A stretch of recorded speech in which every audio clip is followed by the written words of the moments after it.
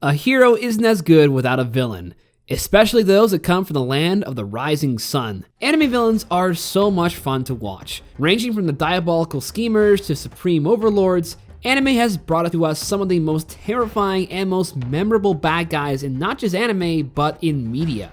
Frieza, Griffith, Light Yagami, Dio, Johann Liebert are a few, if not the most popular anime villains to date. Whether inspired from other villains or from real life figures, they represent the worst qualities that humans can become. And I really do have a fascination with these kinds of characters. Maybe because when I was an up-and-coming Gap Kids model, my little brother and cousin always wanted me to be the villain whenever we played together. Well, I could say that while I wasn't good enough to wear Gap pants properly, I could definitely act like a bad guy. Villains are the antithesis to the anime protagonist, and if you need more about what makes a great villain, Eye Patch Wolf has got you covered on that.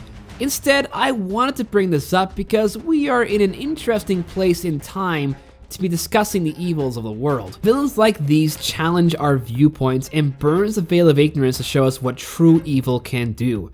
Now at the same time, Babylon, a show that is under the radar for most anime watchers, has a character that poses the same question that the Joker, Anton Chigurh, and others have, and that is, what is evil?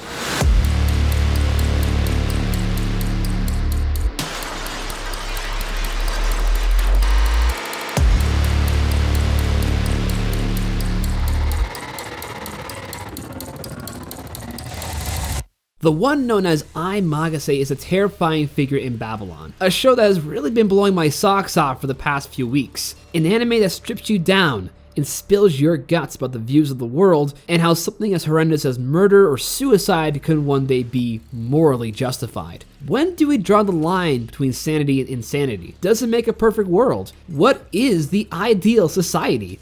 Ai Magase is an enigma of contradictions and fornications, manipulating the structure of the human mind to destruction just because of an inherent lust for evil, making her a prime candidate as one of the greatest anime villains of all time. Now, I don't easily give that prize to any antagonist, but judging how spectacular Babylon is right now, I have high hopes for the show and this character to completely captivate me throughout. A feeling I haven't experienced since watching or reading stuff like The Girl with the Dragon Tattoo or The Silence of the Lambs. She is a character of literal biblical proportions, and this video is going to discuss who she is, what she has done to earn such high praise, and how she can truly make Babylon one of the best crime thrillers in all of anime. And who is quite possibly the one who killed Jeffrey Epstein. I'm just saying it, guys. So sit back, relax, and become completely mesmerized in Ai Magase, the Temptress of Babylon. So let's start with the name, Ai Magase. Ai in Japanese stands for love, affection, or the color indigo. Indigo being her primary hair color when she's not in disguises. Magase, however, means wickedness/evil, which twists the meaning of her given name and juxtaposes the positives of love with lust or desire. She is a striking figure, perfectly constructed to be the most attractive woman to ever exist, no matter what age she is. What we know about her thus far is that through her interactions with men, they were found to be mentally scarred by her, as if she was sexually assaulting them without even a single touch. A succubus that corrupts the spirit, to which many characters opt to just run as far away from her as humanly possible. With that allure, she has only grown more terrifying as the years go by, and this only makes her more dangerous to come across. With just a simple whisper, she can control more than a dozen people on a merry stroll to commit suicide as an act of pure coincidence. Regardless of sexual preference or gender, all are sheep to her. And much like a succubus, she has even mastered the art of deception and can transform into any woman the men can desire the most, using them for battle votes or to do away with at the snap of a finger.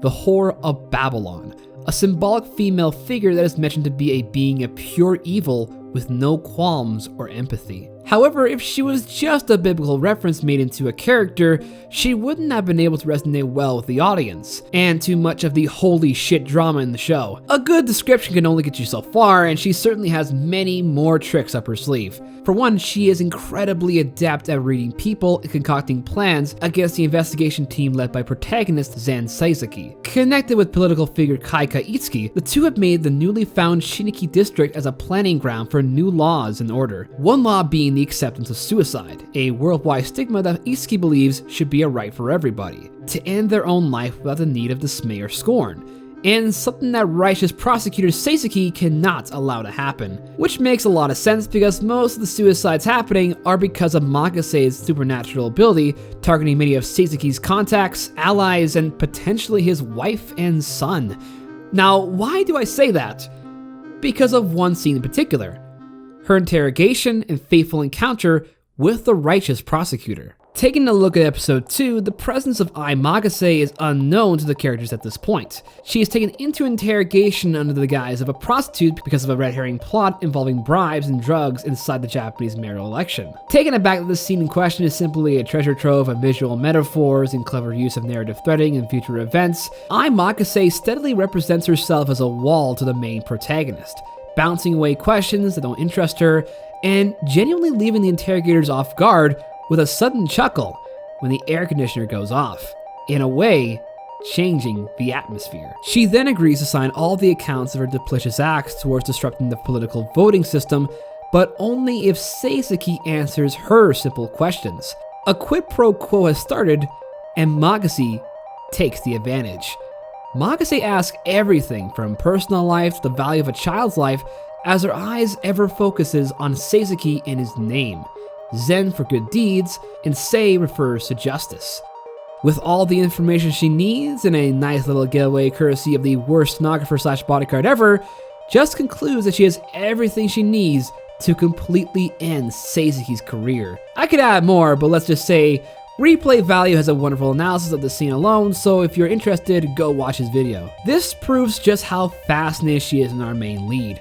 A man who solely wants justice for the victims and is determined to catch a criminal no matter how big they are. But the thing about Magase is she isn't at all a gangster or a corrupt politician, she is an unknown, a Jane Doe. She and Itsuki fabricate and maliciously concoct efforts to legitimize the suicide law, and also take down Seizuki's efforts in capturing them.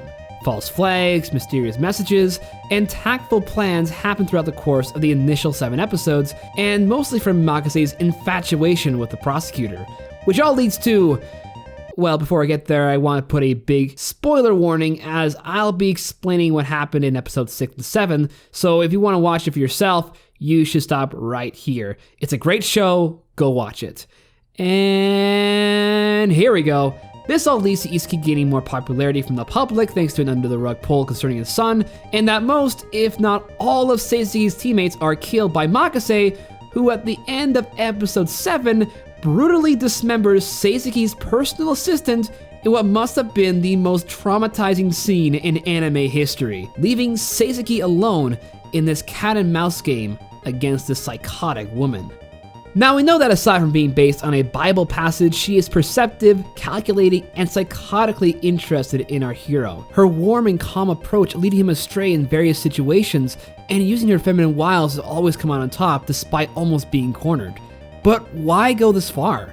What makes her click as a character? Cause her reason for going to these lengths is such a big stretch to go by, dragging her affection into a 3-dimensional chess game in which she has so far no blind spots. But then I thought about what Magase wants out of this whole thriller, and it has to be a polar opposite to prove a point to. To which you might say, yeah, that's what any great hero / villain has to have in common. But hear me out. It wasn't like she thinks of him as a plaything or just a sucker to pass the time with, cause then that would make her interest in her name and his morals seem bizarre. He is the embodiment of justice, she is the embodiment of evil. To prove a point, she pushes him to his utmost limits, hence why she slowly takes away everything he cares for. It's a yin and yang dualism at play here, and the setting that it takes place in is in the so-called new nation dubbed Shiniki. With the birth of a nation comes the always obvious status quo, the good and the bad. Justice is enforced to obtain that status quo, something Seizuki validates as right. But Magase validates that taking your own life or taking the life of another is also a right. The question she gives to Seizuki, what is evil, cuts deep into his philosophy, all while Magase literally cuts up Seizuki's assistant in front of him via a phone stream. It's a brutal yet pinnacle point in the show that helps coordinate Magase's role in the story of Babylon. The endurance and strength to hold on to our values even when you are at your breaking point. The side who wins will ultimately write into effect the new status quo. I would also like to mention for a moment Itsuki's contribution to the narrative. With Seizuki and Magase both polar opposites in this good versus evil struggle for control, his stance is almost neutral, at least to a point. The reason behind his actions comes from wanting to kill himself so they can save the life of his son, who has a heart condition that he may or may not survive. He sees it as contributing back to society by giving life to it, and while it's ethically wrong, is it morally wrong? Is giving life equal to taking life? Now, it's obvious that these actions by Itsuki might seem right in practice, but with Magase's assistance in swaying the public and causing death on a grand scale, Seizuki is on the moral high ground. However, with the statement that Itsuki makes of the beginning of the new world, and how he twists the questions to win against the opposition during a televised debate, we could be seeing what will be the state of affairs changing over. And if this is what Ai Magase wants in the end, then Seizuki is truly in for the fight of his life, against an opponent whose eyes are fixated on his philosophical despair. There is a lot more about Ai Magase I want to talk about, but since Babylon is only up to episode 7, it's hard to conclude what she and Itsuki have planned next for the rest of the story. I would say read the novels it's based on, but I want to see how the anime interprets it. Ai Magase is easily my favorite anime villain this year, as I had such a pleasure watching her. From her performance by Sasuke Yukino, her intelligence and brutality, all the way to how she can basically be nowhere in a scene but still leave a presence is something unlike anything I've seen before. She is basically a female Johann Lieber for Monster, and I really love that character too. Building a perfect evil villain is usually a dice throw, and requires great attention to detail to make it plausible for a person to ever think like this. But like Johann, Magase has this aura of fear and intrigue that makes me want to know more about her, but also to get away from her. If you watch the show, whenever she is mentioned or seen, there's always this disturbing whisper that will lightly play in the background of scenes. Even in the opening title card, can you hear it? And it really gives me goosebumps. Could just be how effective the show really is, or how ingenious it is to have the simple act of a whisper be scary. She's like Purple Man from Jessica Jones, but with less purple and more subtlety. She is the kind of villain I want the most in media right now, and much like the Joker, this archetype of a black figure of ambiguity and injustice is part of the reason why Babylon might not only be one of the best anime shows of the year, but also one of the best crime thrillers of all time. If you're a big fan as I am, please tell me what you like about Babylon so far in the comment section below. And hit the bell to be notified whenever I release new videos. It's your bra man telling you to run away.